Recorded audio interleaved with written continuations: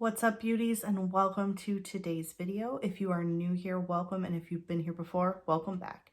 My name is Manders. This is my channel. We talk about a lot of makeup, skincare, we do beauty reviews, the occasional haul and unboxing, and I almost always drop something.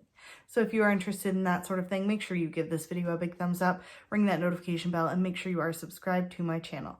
Today, I have already pre-filmed my look, and I actually didn't talk during today's look like I normally do, but I really wanted to share with you guys some makeup products that I have in my collection that I really haven't been using lately. So this is what I came up with, and I'm actually very, very satisfied with the outcome. So please stick around and let me know in the comments below, do you like any of these products, or are there any you haven't heard of?